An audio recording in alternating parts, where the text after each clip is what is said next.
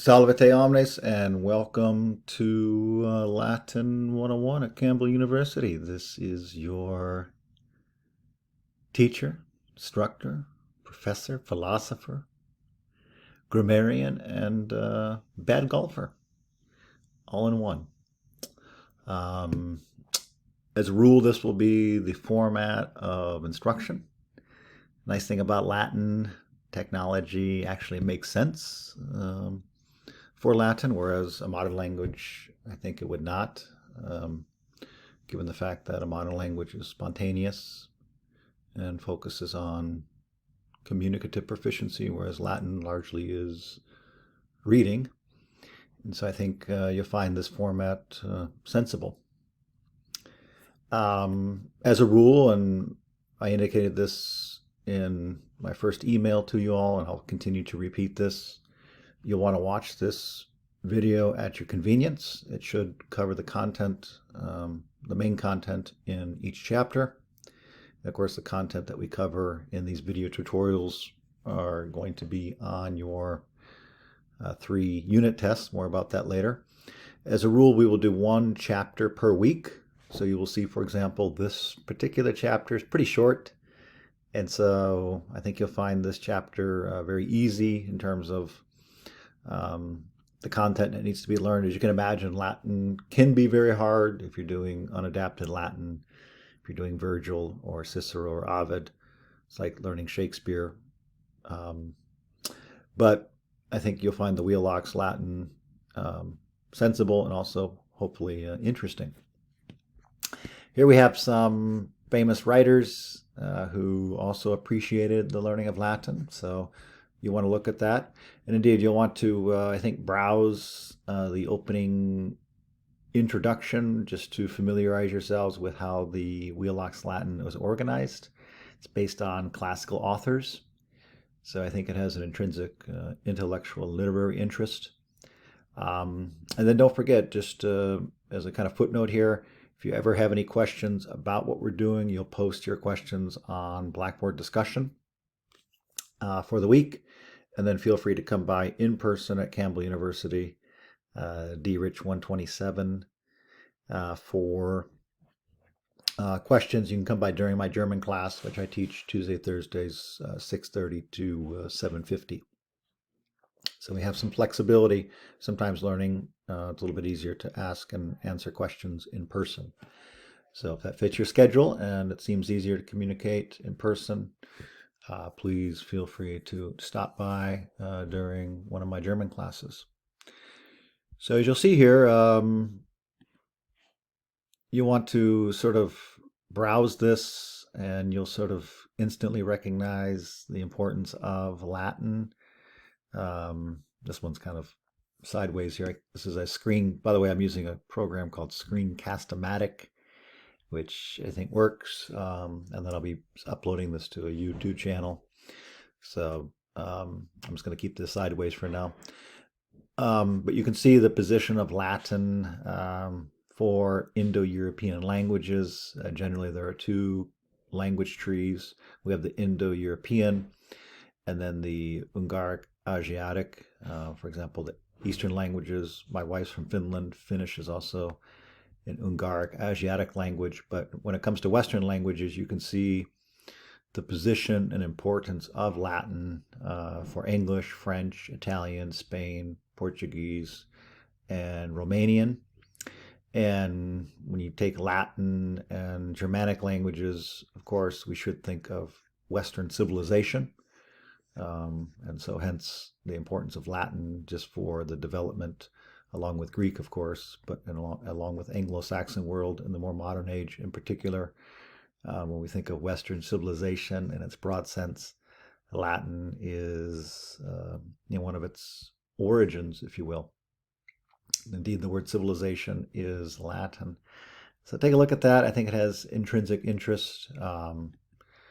And then, once again, this is something I would ask you to, to read on your own, to get familiar with this language, so that when I mention this language in the videos, if you haven't learned another language previously, you'll be comfortable with some of the grammatical terminology we'll be using.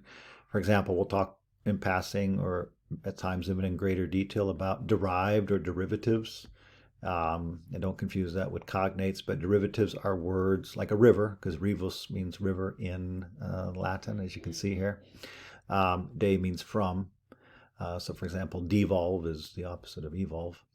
Or derivation, deviant. Deviant literally means from the way. So, a naughty person, to use British English, is someone who's perhaps deviant. That is to say, their ways are a little bit wayward or off the way. But these are words in English, and in this particular case, that come from Latin words. It depends on your sources. As you know, this thing is always evolving, but approximately 50, maybe 55, some would say 60% of words in English do come from Latin. Another large percentage, of course, from German, and in particular academic words, words in the law, words in medicine, words in philosophy, although that was largely an adaptation of Greek thought.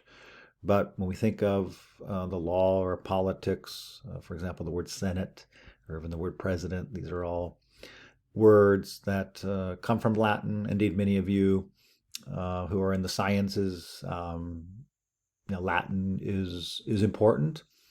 I should say this particular course focuses more on literary, philosophical Latin, not so much modern Latin, but hopefully you'll find those connections with your more modern disciplines.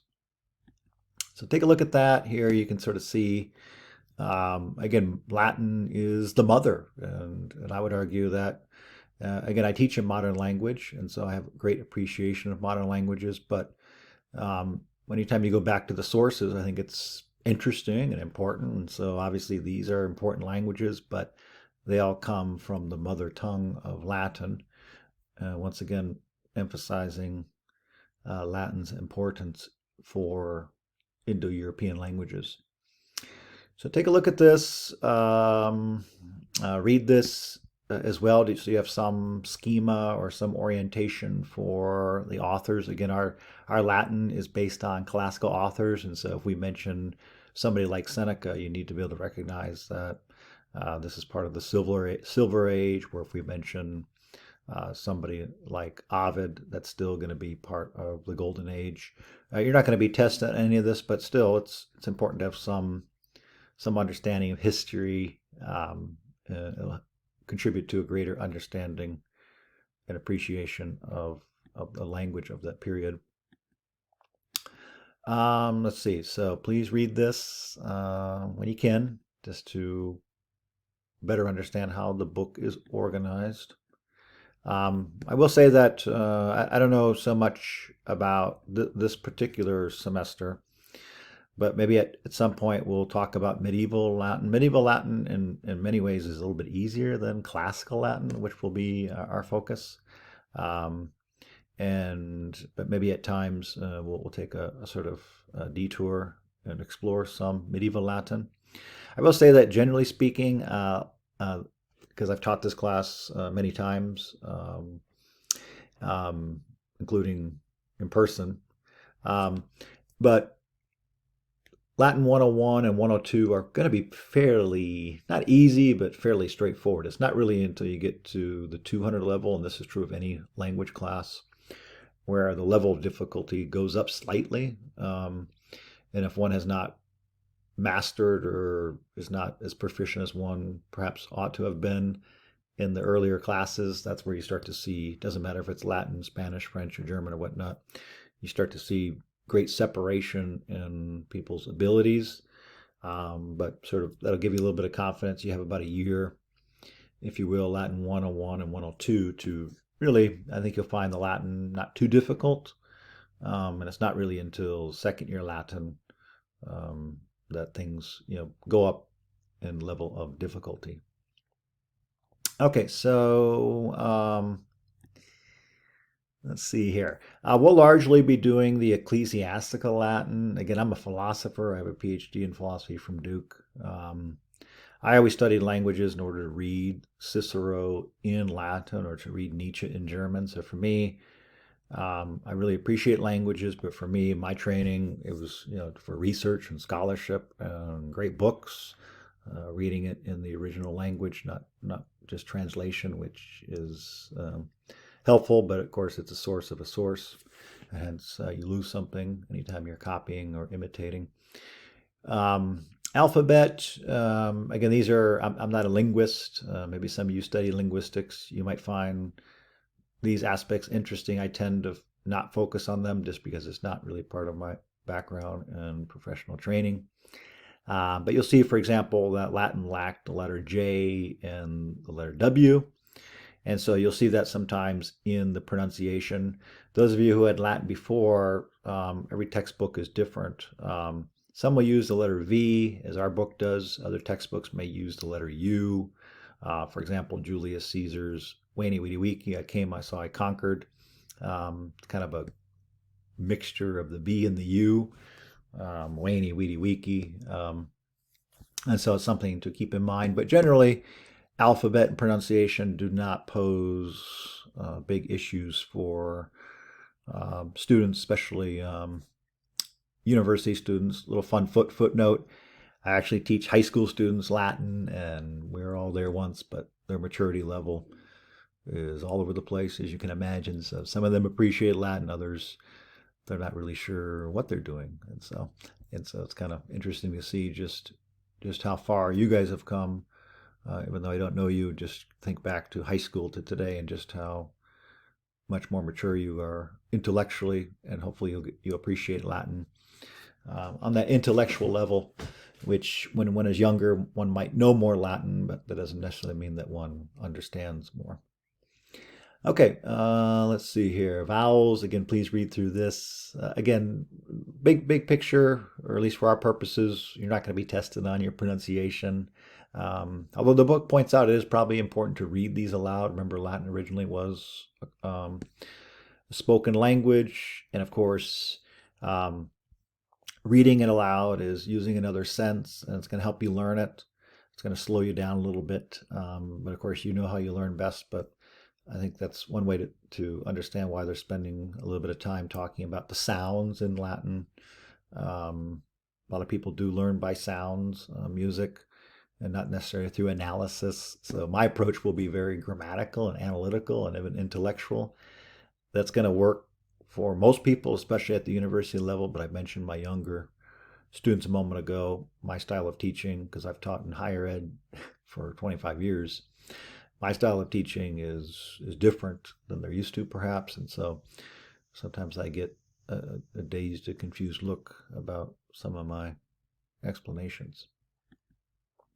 All right, so take a look at that. We're going to move forward here to talking about the alphabet, accent. Again, Latin is a very phonetic language. Even here we have Horace's famous the Roman writer. He was born in 65 BC and died in 8 AD. Carpe diem, seize the day. Carpe Latinam, seize Latin. So you can see right there, Carpe diem, Carpe Latinam. I will not tend to exaggerate my Latin pronunciation, although I probably should. So maybe Carpe diem, Carpe Latinam. So that would actually be a little bit better, because this is called a macron, macron, and basically it means a long vowel. And so just make it a long vowel, twice as long as you might normally do it, and you'll be pronouncing these words more correctly. Here's some maps. Again, if we had a class in person, we would spend more time on these important but adjacent topics from the language itself. But given our online virtual format, if you will, I think it's we just lack the flexibility to do those things in my view. So we're going to focus largely on the language, and yeah. Let's see. Let's talk about this chapter here. So caput, this is where we get the word capital. So I mentioned this is the letter V, but if you change it to a U, some books will do. So caput unus. And the way the book is organized, some of you may have had background in Latin, but the Wheelock is a grammar translation approach, which has, like any approach, it has both pros and cons.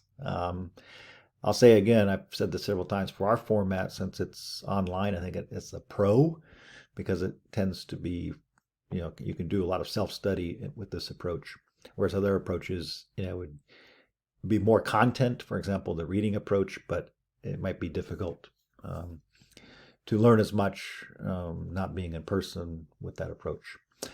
So every chapter begins with an introduction of the grammar topic in that chapter, or in this case, several topics. So we have verbs, we have first and second conjugations, adverbs, reading and translating. So we'll talk about these things. One of the nice things about Latin I discovered is, and this is not true of a modern language, indeed most things, because it's a dead language, if you will, you kind of do the same thing over and over again. And so it doesn't matter if we're doing chapter 1 in Latin 101 at Campbell University in 2023, or if you're studying for AP Latin exam based on Virgil and Caesar, or maybe you want to read Ovid's Metamorphoses in the original. You kind of do the same thing over and over again in terms of analysis and understanding.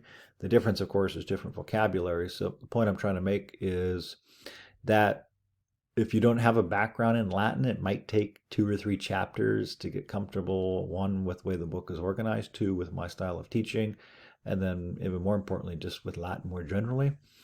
And so just sort of be patient, and you're not going to miss anything, strictly speaking, because Latin, it's always about understanding the endings, as we'll talk about pretty much every time we have a lesson. So sort of keep that in mind. That should give you some confidence. Unlike a lot of classes, let's be honest, once you get behind, you're trying to catch up, and then like in sports, you spent all that energy catching up, and then you just get behind, and sometimes that can be challenging. With Latin, you're never really behind because you're always sort of in the present of reading, analyzing, and translating. So let's talk about this. You want to read through this on your own. My general approach will be to kind of highlight some of the important concepts and then go into the exercises themselves. In other words, content that you'll be tested on. And then try to explain those concepts by reference to the concepts introduced in the first part of each chapter.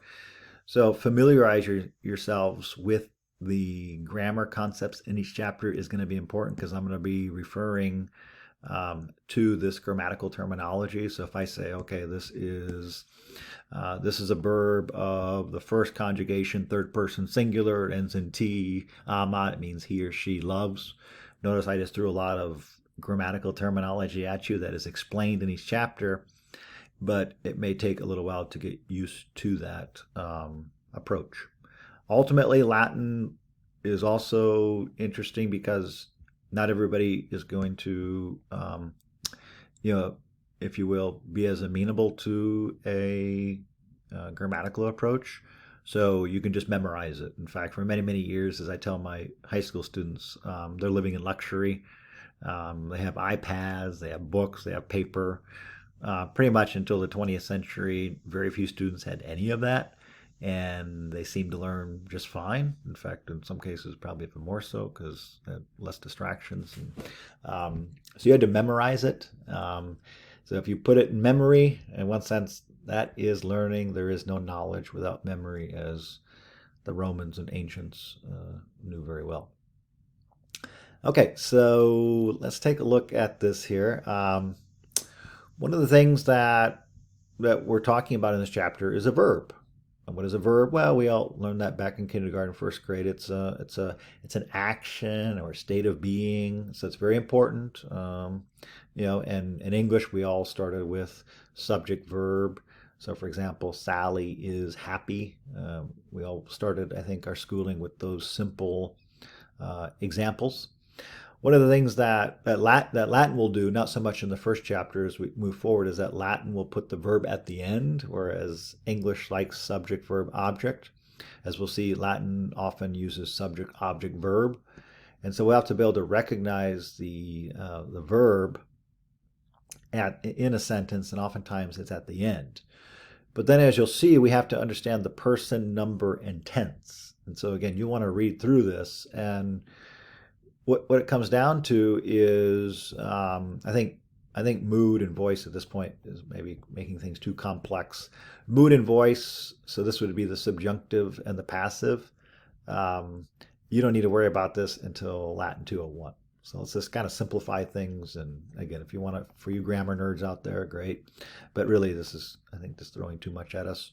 We have to conjugate verbs. What does conjugate verbs? Well, we indicate the person, number, and tense. So in English, we have I speak, you speak, he speaks. We speak, you speak, they speak. So notice in English, especially in present tense, we often just add an S in the third person singular. But if you go back to Chaucer's English, right, like thou hast and thou doth, notice that earlier English did have endings, but especially in American English, we tend not to use those. But we need to get familiar with first person singular, second person singular, and third person singular, or first person singular, first person plural, or second person singular, second person plural, or third. And so basically it's I, you, he, or she. In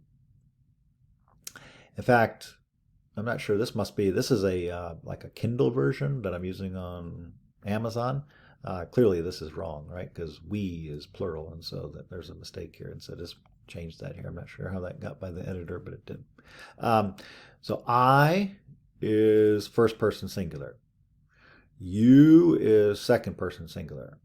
He or she or it is third person singular. We is first person plural. You all is second person plural. And they is third person plural.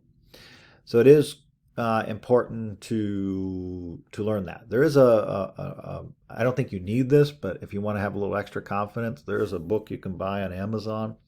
It's called English Grammar for Students of Latin. They have it for every language, but it's not real expensive. And even if you bought it with a friend, it's just going to cost you a couple dollars. It is helpful, especially if you feel like you need those comparisons between English and Latin. Again, it's called English Grammar for Students of Latin. You can get it on Amazon. It is a useful source and to give you a little bit more confidence. So as I keep saying, you'll want to read through these concepts. When we get later when we get deeper into the book, I will actually go through this in a more deliberate manner, namely the introductory material. Right now, many of you are so new to Latin, I'm not sure it would be beneficial to do that without just going right into the examples, especially for this first chapter. So here, now we're finally getting to something important in terms of what we're going to need to know for this chapter. So you can see here's osmos tisnit. So I'm going to be saying that often. Osmos tisnit. That's our mnemonic device. A verb that ends in O is first person singular. A verb that ends in S is second person singular. A verb that ends in T is third person singular. He, she, it. A verb that ends in mus is first person plural. A verb that ends in tis is second person plural. A verb that ends in nunt is third person plural. So you're going to see that Latin uses a base or a stem, and it attaches these endings. Why? Because many of you know Latin is an inflected language. So in order to learn Latin, you have to learn a number of endings. And so I'm going to give you an example of all the different endings that one would need to know and you will learn in order to really learn Latin. And then by reading and practice, you learn the base or the stem, i.e. vocabulary. And then the trick in learning Latin is to understand that the endings determine the meaning, but then the words determine the forms. And what I mean by that is that in English, we don't have, English creates meaning by word order. So if we say that I am sending a card to my mother, if I say the card is sending me to my mother, notice we understand that because it's a simple sentence, but just we know it's the word order is off, so the meaning is all messed up. In Latin, you can put sentences pretty much in any order because it's not the word order, but the endings. But here's the thing is that in English, if we misspell a word, it's not the biggest grammar mistake, quite frankly. In Latin, if we misspell a word because we don't have the right endings, it changes the meaning. And that's a cardinal mistake. So in Latin, you have to learn I, aurum, is, us, o, e, aurum, is, blank, ibus, us, ui, us, ibus, ibus, ace. And so I could go on and on. Osmos, tisnet, east, emos, eastis, erant, bo, bibi, woo, bombe, smat, bamas, bates, man, aris, tur, mun, mani, nuntur. And what I did right there, I just gave you a blitz grammatic of a lot of different endings. And you have to memorize all those endings and then put them in different combinations. And that's how Latin works. And that's why Latin is called an inflected language. Again, if you look at your appendix in the back of your Wheelock's Latin, you'll see a list of all these different forms. But this chapter, we just need to learn osmos tisnet.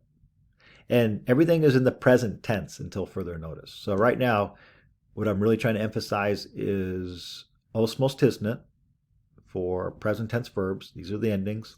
And everything's going to be present tense. So don't worry about past tense or future tense. That's a pro tip on the test.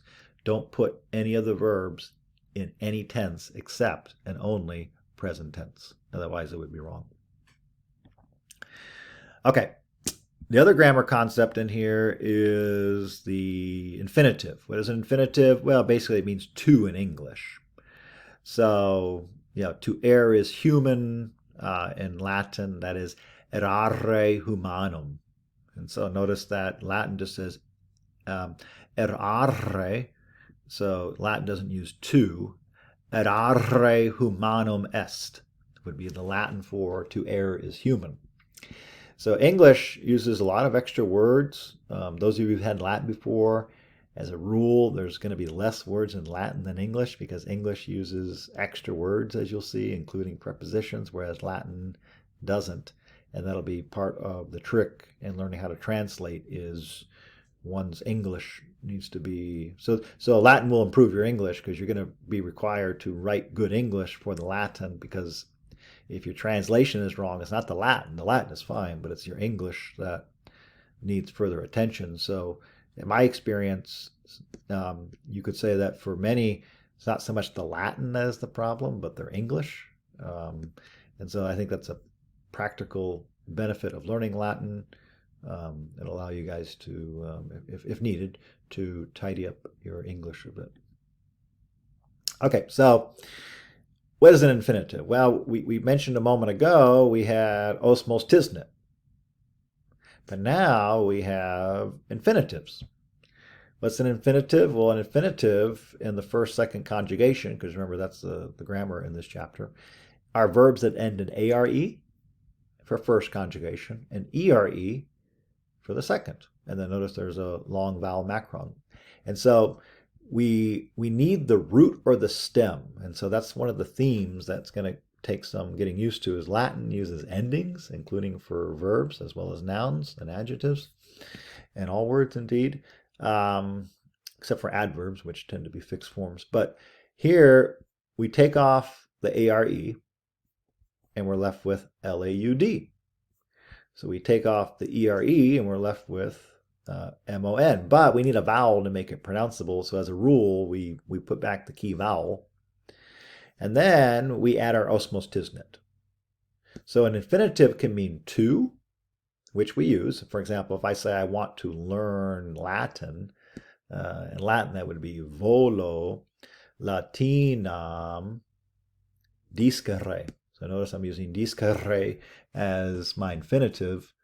But the infinitive also forms the base or the root of the present stem and hence is used for the conjugation of present tense verbs.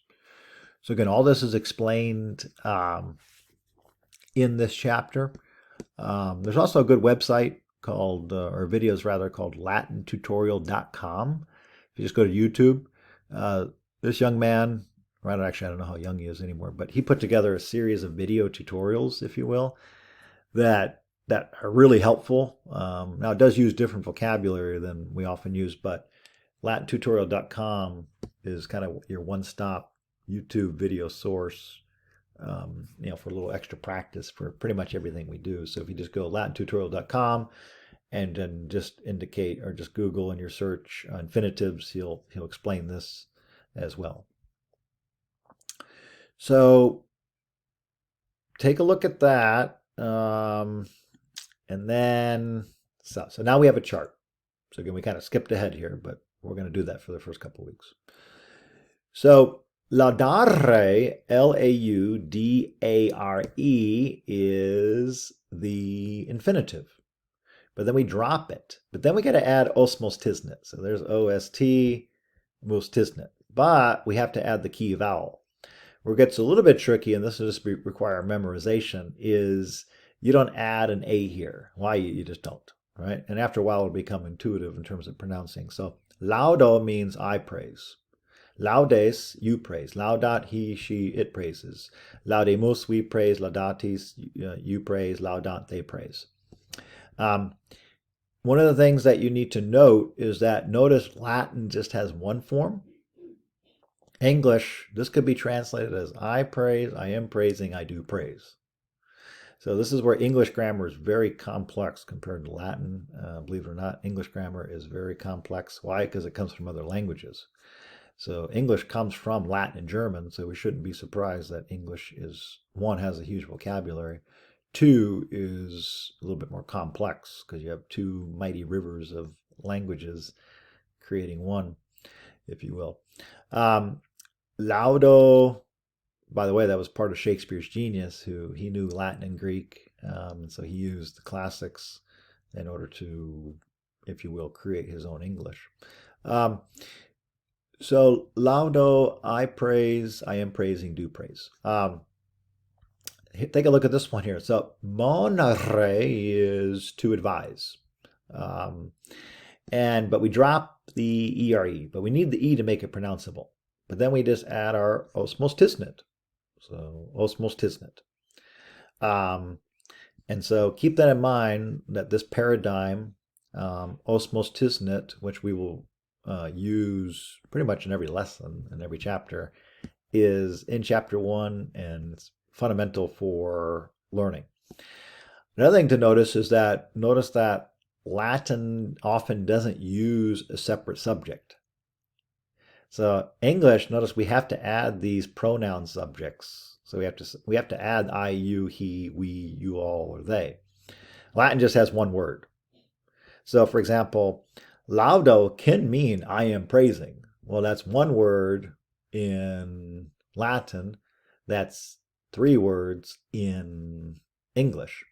Another good one is Anno Domini, which means in the year of our Lord. So AD means in the year of our Lord, Anno Domini. Notice that Latin has 2 words, anno, A-N-N-O, Domini, D-O-M-I-N-I, whereas English, in the year of our Lord. So English has 6 words, Latin only 2 words. So that's important to keep in mind, and also why oftentimes Latin is good for academic work, because it's more precise than English often is. And it tends to lend itself to a kind of aphoristic style, which, a lot of sayings, and a lot of, I think a lot of people get tattoos in Latin just because maybe it's less painful, maybe there's less words. Never had a tattoo, but that might be a fun way to think about this. All right, so let's go here. Please read through this. We have one more grammar concept, and again, all this goes back to, just to kind of remind us what we're doing here.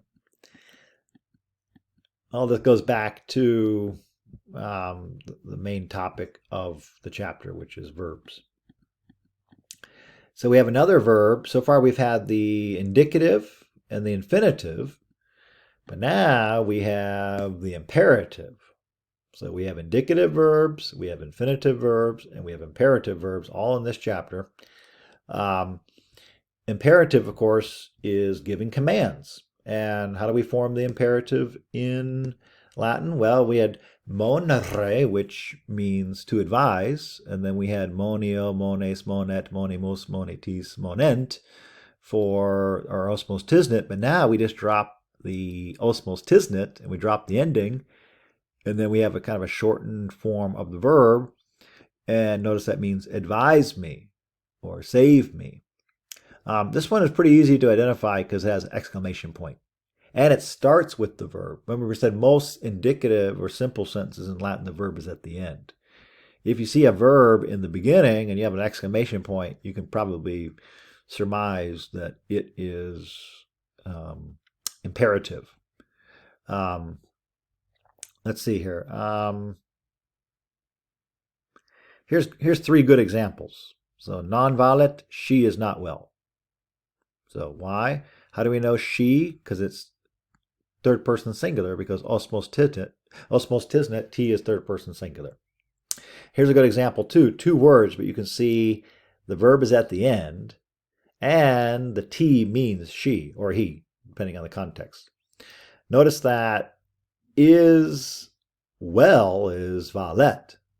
So English has 1, 2, 3, 4. The Latin only has 2 words. So again, that might be the challenge for some of you, is you're going to feel like Latin can often feel or seem like there's something missing. Why? Because it seems like we're missing words. And so you have to fill that in with your imagination and your study of Latin in order to get that translation. But it's not even just translation, otherwise you're not going to know what you're doing or what you're imagining or thinking. And so we need to have some image and some understanding of what this means. And this is where Latin, lends itself to translation. The downside of it is that Latin can turn into, kind of translation exercises, which again, some people like, some people don't. And there's no easy answer for that. Ultimately, we're trying to learn and understand and grow our sense of meanings and languages and history, all the things you're doing in your other classes. And so you have to kind of figure out what works for you. Ultimately, the goal is to, not just, this won't be our goal, but the goal is to be able to read Latin. And like anything else, it takes a while to learn how to do that. Here's another example is me saepe laudant. So NT means they. And then saepe means often. And then they often praise me. Remember, this could also mean they are often praising me, or they do often praise me. So Latin doesn't distinguish. You'll have to experiment on the test. As long as you get it in the present tense, it's fine. So whether you do it in simple present or present continuous, I'm not going to focus too much on that, to be honest with you. Although that is important, but I think I'm just going to simplify it for us. And the important thing is to get it in the right tense. And then we have, here they give you a translation, but you, let's see, somebody's calling me. I think it's, maybe it's one of my friends asking me about Latin. Okay, probably not. Mones me non saepe. S means you. Me means me. Not means non. And saepe means often. Okay. So there we go. Vocabulary, vocabula. You're not going to have a test this week. As a rule, you'll have a test every 3 weeks. There will be a vocabulary section on each test where I'll give you a word bank and you have to match the Latin with the English. So for example, if you see nihil on the test and the word bank says nothing, you would match nothing with nihil, or non for not. So vocab is pretty important. Shakespeare's easy if you know the vocab. If not, it's like hieroglyphics. And so another way to think about Latin is learn the vocab. And then all the other stuff, grammar, translation, things we've been mentioning thus far are a lot easier. Me quid nihil non. Now there is a, and I'll probably send the link for this sooner rather than later. There is a companion website for the Wheelock's Latin, and it's kind of old-fashioned by today's standards, but there are audio files that that have the vocab that give you kind of like may quit, and so they kind of do it in the classical Latin. Whereas I'll be honest with you, sometimes I Americanize my accent. But feel free to use that companion website and those audio files, if you, especially if you learn by sound, which a lot of people do, and we all do, but some people more so than others. So hearing it pronounced correctly on that website might help you learn these words. But we do need to learn the words. Saipe, often, see, conjunction. Again, we're going to kind of bracket this. Amo, amare, amavi, amatum. I'm using a Kindle version. Your book looks different. For some reason, the vowels in this Kindle version, they're kind of funky. But this is an A with a macron. But you can see through here, but just use your book here too, if you're wondering why it's in that funny point or font.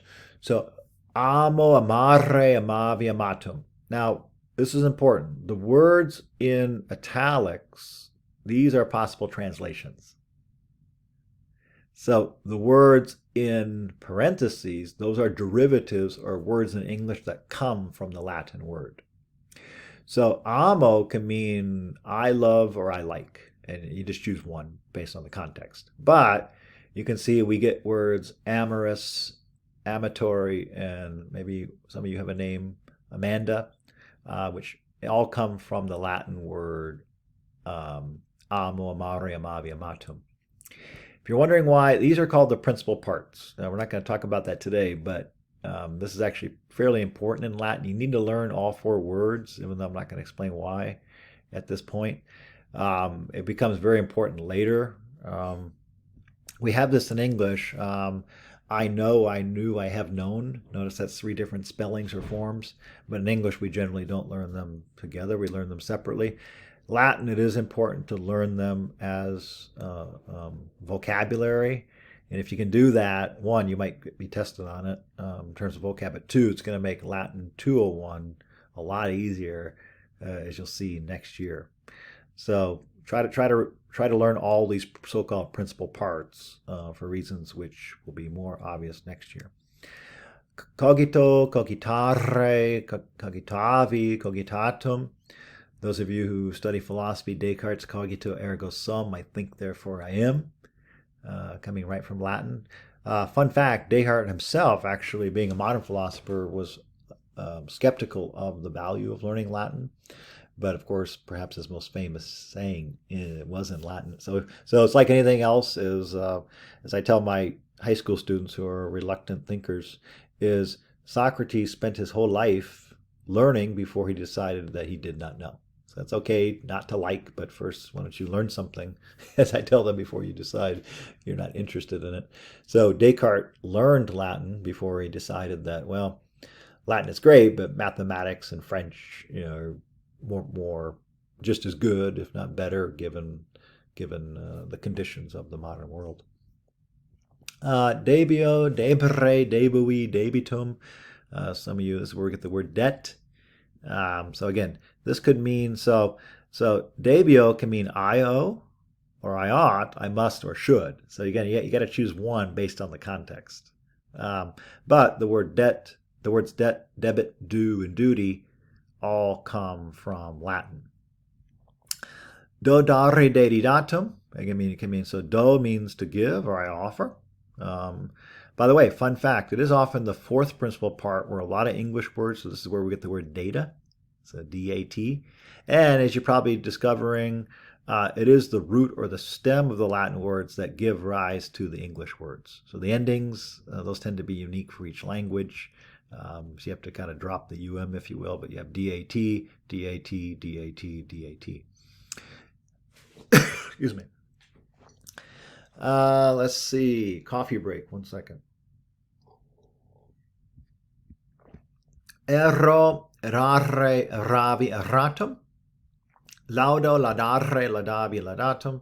Monio, monre, moni, monitum. Salvio, salvere, salve, salvite. Servo, servare, servavi, servatum. Conservo, conservare, conservavi, conservatum. Terrio, terrere, terrui, territum. Maybe some of you have a terrier. We have a terrier ourselves, dog. Valio, valere, valui, valiturum. So you want to study this. Of course, there's Quizlets and other things that can make this perhaps a little bit more active. Again, if we were in class, we might do some hangman or some other kind of fun games, so to speak. But this is something, given our format, you just have to study on your own. But making flashcards the old good old fashioned way, writing it out, that's not exciting. It's still the best way to learn. Many of you are in the hard sciences. Again, I did my PhD at Duke, so I know all about research. I think important for research is trying to learn to slow it down. One has to learn how to to write and to think and to work carefully in order to avoid silly mistakes. And so Latin is no different. Slow it down, write the words down, say it slowly, moneo, monare, monoi, monitum, and really kind of exaggerate, like sports, go through the motions slowly, deliberately, build that memory, that muscle memory. Valete, video, videre, vidi, visum. So I came, I saw, I conquered, Julius Caesar, veni, vidi, vici, voca, vocare, vocavi, vocatum. And again, you look at all the English words that come from Latin. Okay. So I mean, some people might confuse evoke and invoke. So do you know the difference? Right. So Latin can help you review that. Okay, so again, first chapter. So we're doing a lot of sort of explanation about how to use the book.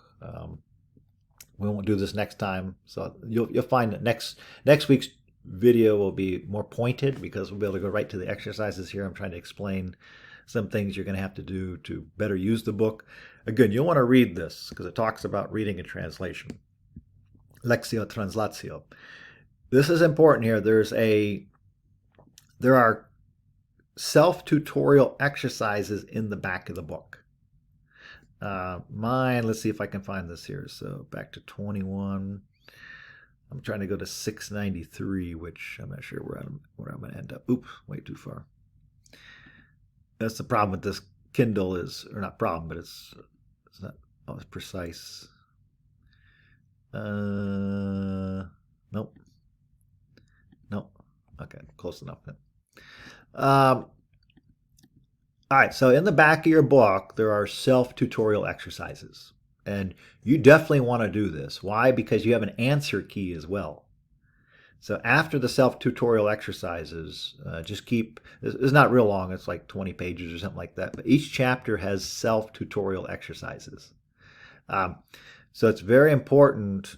So for example, give the English pronouns equivalent to each of the following Latin personal endings. Well, T is third person singular. First is first person plural. Or mus is first person plural, excuse me. O is first person singular. Nuntines is third person plural. S is second person singular. Tis is second person plural.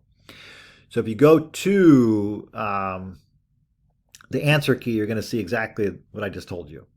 And so you want to go through these forms. One, because it kind of gives you practice using Latin for all those pages that we just kind of briefly talked about and you'll have to read.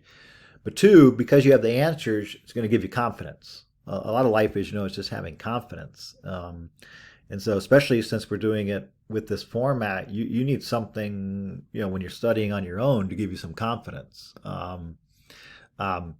Google Translate is good, but let's be honest, you still don't know it. And so I'm speaking as a language teacher. By the way, I read an article the other day that ChatGPT is the end of the take-home essay and paper. So I don't know if you enjoy writing or not, but I can see that is ChatGPT is very good, and we're all busy, we're all under stress, and people are going to use it, but at some point we have to understand what we're doing. Otherwise, I'm not sure why we're doing it. You can tell I'm a philosopher. If we don't understand it, then I would argue we really don't know it. So you want to use this to improve your understanding. And so the same thing, name the following forms and translate each. So mondere, these are all infinitives, and this means to advise, to see, to be well, to owe. And so you'll want to go through this and then look at the answers in order to give yourself some confidence. And then also if you have to post questions about the chapter using these, can be a good example of the kind of question you might have for me. So maybe I can give you other examples and explain it differently. Um, Again, this is one, not disadvantage, but it's one limitation perhaps of this format is I could give other examples because these examples may not work for everybody. And so you just have to communicate with me what you don't understand. And a lot of times just giving other examples, might might might just ring the bell, if you will. So take a look at that. I'm gonna go back to, again, I apologize. This is kind of, oops. Don't want to go that far back. No, no, no. This is next chapter, I believe. Yeah. So next chapter, you'll see we'll actually get into nouns. But that's next week. Okay. So again, you'll want to do these self-tutorial exercises in the back. They're very helpful. If nothing else, just do the odd numbers, if you will, but it'll just give you a little extra confidence. So please do that. All right, let's get into the actual lesson. So as a rule, we will be focused on what's called the sententiae or the sententia antiquae, and this will largely be the basis for each test. And so you'll see, again, this is the first chapter, so it's not quite as complete as the future chapters will be. But each chapter has sententia antiquae, kind of based on ancient authors. Really can't see it here because you don't have enough Latin authors recognized for you to, might. So, but if you go to the next chapter, let me see if they have it here.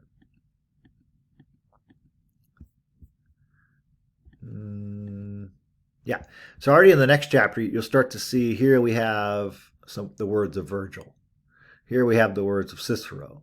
Here we have the words of Seneca. Here's Seneca. By the way, we have a lot of Cicero because Cicero, you don't need context, whereas literary writers oftentimes you need a little bit more context. So since we just have these simple sententia antiquae, these ancient sayings or sentences, but the point being is that that this will largely be the basis of each test, including the longer passage, which we'll talk about. But the first chapter, it's not really, I don't think they're really based on anything other than kind of the spirit of classical Latin. All right, so let's go through this here. So, and as a rule, we're going to do the first 10. Actually, maybe we'll do 11 too, since it's a good one. So you want to write this down. So, labor me vocat. So we have to know the vocab here. So labor, of course, is where we get the word labor. So it could mean labor or work, but again, it's not modern work. It's, life was hard in the ancient world. It took Odysseus a long time to get home. It took Aeneas, Julius Caesar worked hard, and so life was hard back then. It's still hard, but we don't realize just how easy we have it. The Puritans, the colonists, they came here. People walked 50 miles a day to go to California. I told my principal at the school I started working at, I'd like to organize a field trip to walk to Washington, D.C., and they looked at me like I was speaking some foreign language. So nowadays we tend, if something, again, let's be honest, it's easy. So back then, although it's not easy, but we have that sense perhaps.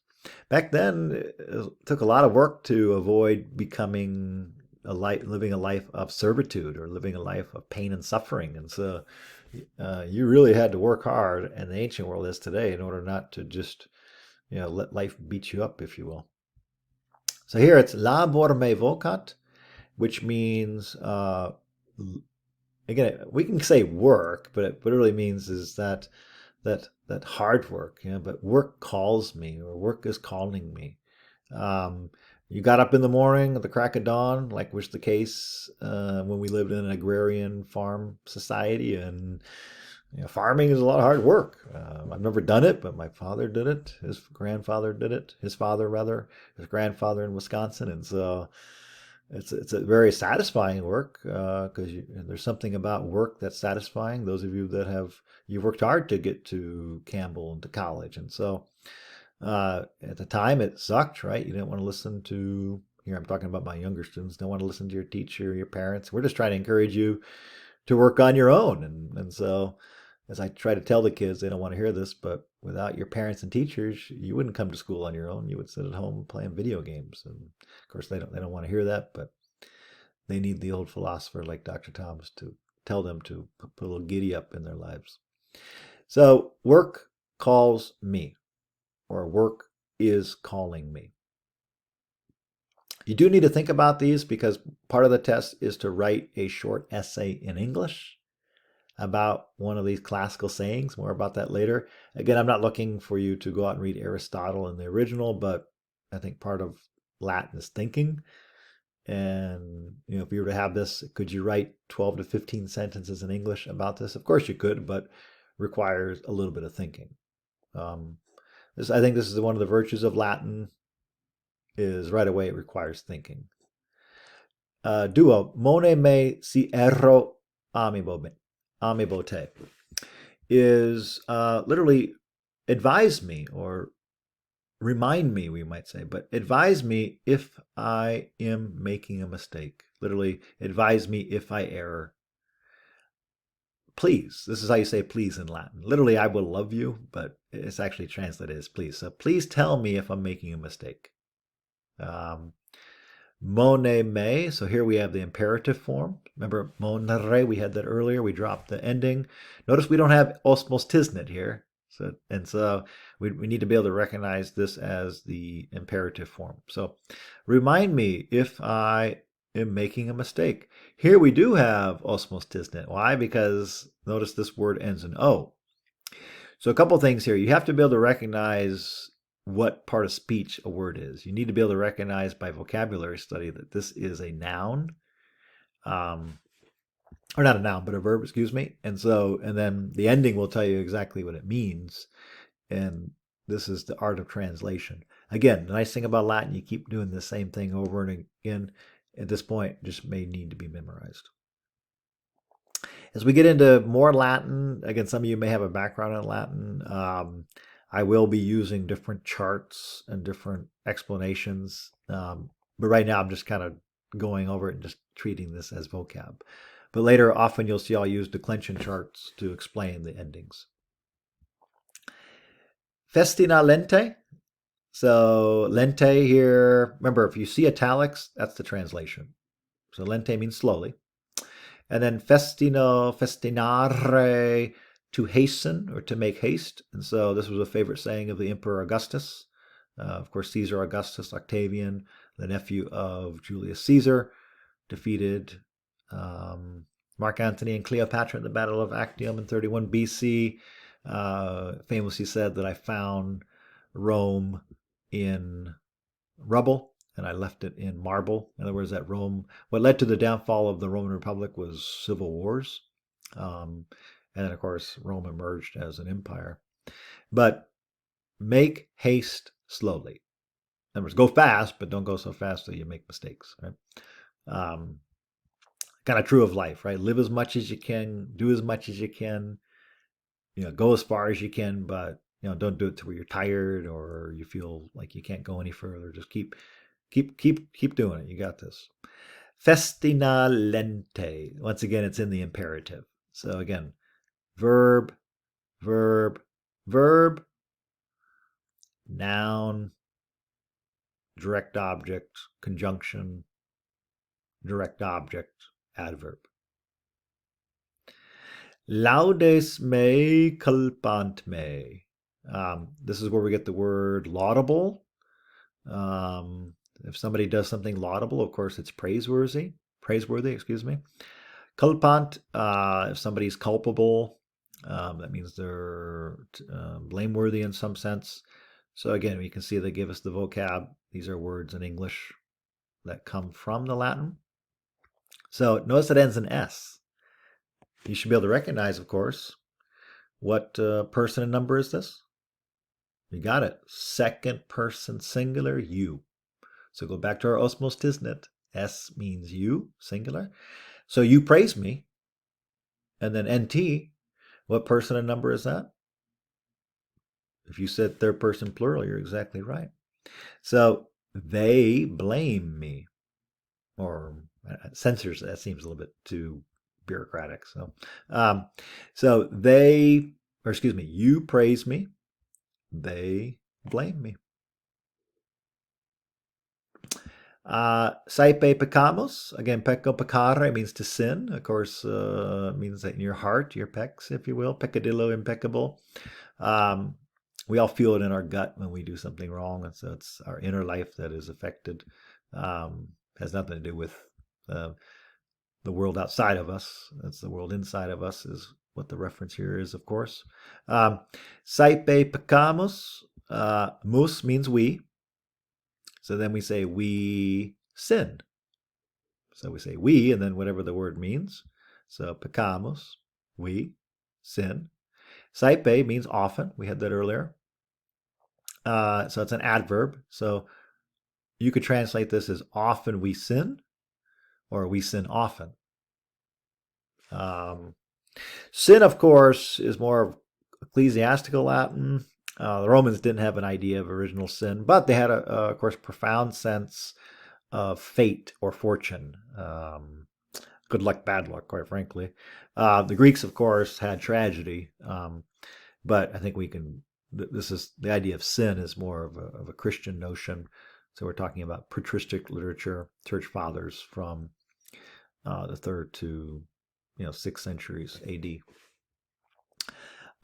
Which, by the way, is another reason why Latin is important. What's the common thread of ancient Rome and Christianity? Of course, it's Latin. So from 500 BC all the way until 1500 AD, 2,000 years, Latin was the language of the West. So just think about that, 2,000 years. How long has English been in existence? How long has American English been around? 250 years. So maybe 300 max. Saipe peccamus. We often sin. Quid debimus cogitare? We had this earlier. Remember Descartes? I think, therefore I am. So this means to think. Quid, we haven't had this yet. Again, that'll be true of a lot of things for a couple weeks. Quid means what? Mus means we. And then debi means ought or should. So what should we think? Or what ought we think? So it's kind of a rhetorical question. Conservate me means save me. So this is the imperative. Again, a lot of new concepts coming at you. Once again, nice thing about Latin, you keep repeating this stuff over and over again. In due time, we'll slow it down and look at charts. Right now, we're just kind of learning it as vocabulary. Conserve. So this is second person plural imperative. So save me. By the way, a lot of what we're doing here, you can see how important it is to do these self-tutorial exercises first. In fact, as your book points out, what I'm doing right now only will be a lot easier once you do this. So if we were in the classroom, we would do these before we do these.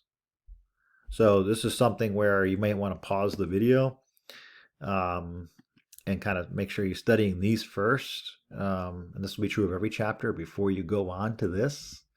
Because as a rule, I will not tell you every week to do this. You just need to do it. And so, but doing this, learning the vocab, so reading through the chapter, learning the vocab, and doing the self-tutorial exercises, you need to spend some time doing that. Otherwise, everything we're doing here that's going to be on the test is going to be just unclear, quite frankly. And so make sure you're doing those things first so that this is more intelligible. So second person plural. So you go back and study the concept, also taught in self-tutorial exercises. So it means save me. Save me. Yeah. Rumor volat, volo, something volatile or volleyball, right? Any volleyball players out there? Volare means to fly. Literally, the rumor flies. Probably in English, they rumors fly. Yeah, we all did that game when we were young, telephone, where I remember in first grade, second grade, you would go around the room and say something by the time we got to the other side. Who knows what people were thinking or hearing, rather. So, rumor volat, conspiracies. That was an important, not important, but conspiracies. That's when we think of politics, we think of conspiracies, telling rumors about your political enemies. Um, yeah, so rumors fly. Me non amat. He loves me not. We'll see later the Locus Classicus for that famous poem. But T, remember, T could mean he or she or it. I guess if you're talking about like a dog, for example. But here it's probably a person. So let's say he does not love me or she does not love me. Again, we don't have any context, so we don't really know if it's he or she. But amat. So number 9 is a good one because it shows you the verb is at the end, which it often will be. So imagine you had a really long sentence. The verb's going to be all the way at the end. But then amat means he loves or he does love. So that could be, or he is loving. Um, but then we have may as the direct object and then the negation non. So here's a nice simple one that kind of really summarizes conceptually one of the things that you're going to have to get comfortable and learn in Latin is that Latin puts the verb at the end, generally has less words, and then you have to kind of think about what it means by grammar and translation. Nihil me terret, again, subject, object, verb. English prefers subject, verb, object. So nothing terrifies me. So nothing terrifies me, nothing scares me. Stoicism. We'll talk more about Stoicism in later lessons. And then the last one, Apollo, of course, the god of light. Fun fact, as some of you may know, Greek and Roman gods had different names, but Apollo had the same name both in Greek and Latin. God of light, god of music, god of poetry. So Apollo saves me often. In other words, Apollo protects me often. It was Caesar or Cicero. He said, "We Romans owe our superiority to the belief in the gods." Rome, in many respects, was very barbaric. As you can imagine, it was the early stages of ancient civilization. In the words of Thomas Hobbes, life was nasty, brutish, and short. But they believed. They believed that work matters. They believe that it's important to carpe diem, seize the day. We don't live for eternity. You get one life, you better make the best of it. If we're making mistakes, it's the responsibility of parents. That's why parents were so strict back then to remind their children that I realize you don't like that, but that's going to get you killed in real life, and your life is going to be filled with pain and suffering and constant torment because that's the way the ancient world was. We don't really think like that anymore, but that's what it took to survive back then. Otherwise, you'd be living a life of destitute and poverty. And even then, you might still live that kind of life, but at least you have hope. And then, of course, right, sometimes we need help. We need love.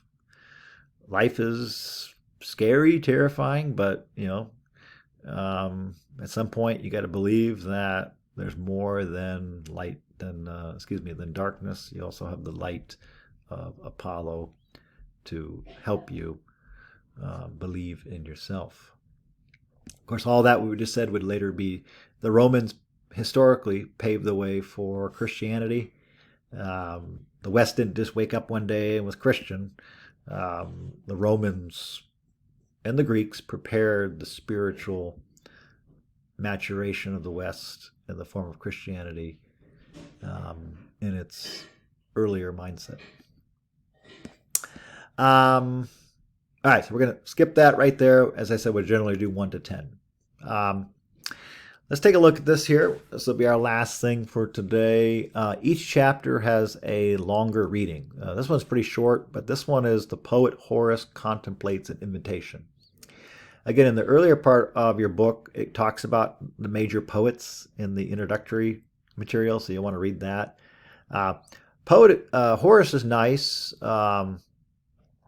He was born in 65 BC, and he was a contemporary of the great Roman writer Virgil and their patron Maecenas. And What's nice about Horace is he focuses a lot of things, but he wrote Carpe Diem, but he talks about the simplicity of, or rather happiness in the simple life, if you will.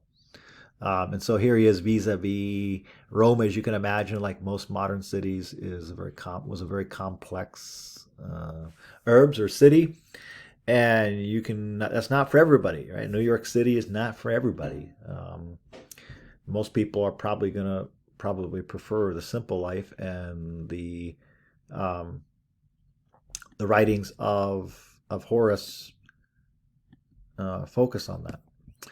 So let's go back. This is not real long. They're a little bit longer in the next chapters, but oh, here we go. So I thought there was a page here. So Horace, Quintus Horatius Flaccus. There's his dates. You'll want to read this, but very important writer. Here he is with Virgil and Maecenas sitting around. This is, of course, the artistic representation. But nevertheless, you can see how this wheel locks is organized. Already right now you're getting some, now this is adapted, but still some classical Latin in spirit. So let's read together. Maecenas et Vigilius me hodie vocant, quid cogitare debio, quid debio respondere, si erro me saepe monede culpant, si non erro me laudant, quid hodie cogitare debio. So what we got here is that Maecenas, who again is the patron, so rich nobleman, of aspiring artists, including Virgil and Horace, among others. So he's pretty important. You need support, starving artists. So Maecenas recognized their genius, their talent, and so he was happy to support their cause. And then Virgil is most famous for the Aeneid, which is after the Trojan War. Aeneas is, by the way, Caesar thought that Aeneas was one of his ancestors. So we'll talk about that in future lessons, but the Romans just believed that they were blessed by the gods to create a certain kind of civilization. And and so that belief in divine sanction, believing that the way you live your life is for happiness or salvation, probably makes a difference, if I'm being honest. The modern age, as you know, is, in the words of Friedrich Nietzsche, that modern men, with all their obtuseness to Christian nomenclature, no longer have an antique taste for the gruesome superlative God on the cross. I'm somewhat of an expert on Friedrich Nietzsche. Modern man is sort of privatized a lot of his values and virtues. The Romans was just the opposite. And life is complex, but one thing you can learn by studying the ancients and the classics is that Caesar, who was no sentimentalist, he actually believed that he came from Venus and Aeneas. And again, he was no sentimentalist. He was no dreamer. He was a great conqueror and statesman. And so if you're a dreamer, you're not out there conquering other armies. You'll get mowed down in an instant. And here's somebody like Caesar who was so matter-of-factual, and yet he believed that he descended from the gods. And so Virgil's Aeneid is really kind of, if not the key source, one of them, along with Ovid, for that Roman worldview. So Maecenas and Virgil. Now, when we translate it, you got to put it back in English. So we don't say Virgilius, we say Virgil. So you have to drop the IUS. Why? Because in English, his name is not Virgilius, but Virgil. And so keep that in mind, is that you have to put it back in the English form. I translate it. So Maecenas and Virgil call me today. In other words, they're inviting me today. So the poet Horace contemplates an invitation. So they called me to visit them. So it's probably a big deal, right? Here's the Maecenas, very important patron. Virgil, up and coming great writer, and here's Horace being invited to contemplate the muses with these two men. So Maecenas and Virgil are calling me today. What ought I to think? In other words, what should I think about this? Why should I be nervous? Should I be excited? What do they want from me? Are they Are they going to make fun of me because I'm not a great poet, even though Virgil? And so you're in the midst of important people. You're going to be insecure. So he's thinking, what ought I to think? What ought I to respond? Now, already right here. So what ought I to respond? Um, this we see this in Horace's Carpe Diem is that, well, you got to believe in yourself. So let's say now this was not the case, but let's say they're calling you there to make fun of you, right? Some inferior poet, which because people do that, people did that, and still people still do that. Is you still got to believe enough in yourself, in your own thoughts, in yourself that you can't worry about what they think. If you want to be a poet and be true to yourself, you need to follow yourself, your own thoughts, your own heart, and your own convictions. And so perhaps that's one way to read this right here. What ought I to respond if I err? In other words, if I make a mistake, they will, or excuse me, they, now here in English, we probably say in the future tense, but we haven't had future tense. So if I make a mistake, they are often admonishing and blaming me. In other words, they're often correcting me. So literally, if I err, me often they blame, or excuse me, they advise and they blame. This is one where you have to be a little bit creative with your translation. So if I make a mistake, they, NT, often advise and blame me. Now, just like in English, we wouldn't put they twice, but here we have they advise, they blame. So this sentence right here is a little bit more complex, but I think we tried to explain it in a sensible manner. If I do not err, or if I don't make a mistake, they praise me. So if not I err, me they praise. So think of like Yoda in Star Wars. Latin often has that sense of putting the verb at the end. Friend of the Force, you are. That kind of thing. So, si non erro me laudant. So if I don't make a mistake, they praise me. What ought I to think today? In other words, about this invitation. So literally, what today to think I ought. So what should I, so remember debio means I, so what should I think today about this invitation?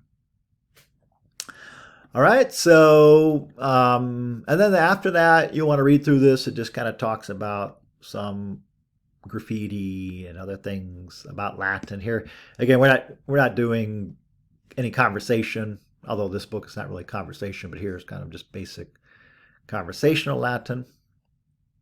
Some great art, and that's it. So, again, after we get a couple chapters under our belt, you'll see that the chapters are a little bit tighter than perhaps I presented today. We did a lot today trying to explain how the book is organized, things you need to do, self-tutorial exercises. A lot of stuff, we could spend hours on chapter 1. My advice to you is to read it a couple times and then focus on the self-tutorial exercises, the vocabulary, and the sententiae, and Horace contemplates an invitation. So for a lot of you, my advice is to just treat this as grammar and vocabulary and memorization. And then in time, the concepts and ideas, because again, you tend to repeat the same stuff over and over again in Latin, will become a little bit clearer. But that might take a couple chapters. All right, so I'm going to send this to you, and I'll send this as an email. Watch this when you can. As a rule, I'll record these videos on the weekend, but they might not be available to view until a Monday. And then as I'll indicate per email, if you have any questions, post them on the discussion board. I'll indicate this in my email, but as you know, I have another job, and so I don't check my Blackboard on a regular basis, if I'm being honest. And so if I don't respond to you right away, just be patient, I will. And then always feel free to email me or to come by during one of my German classes if you have a specific question. All right, enjoy and welcome to Latin 101 this fall semester 2023 at Campbell University. Vale te omnis.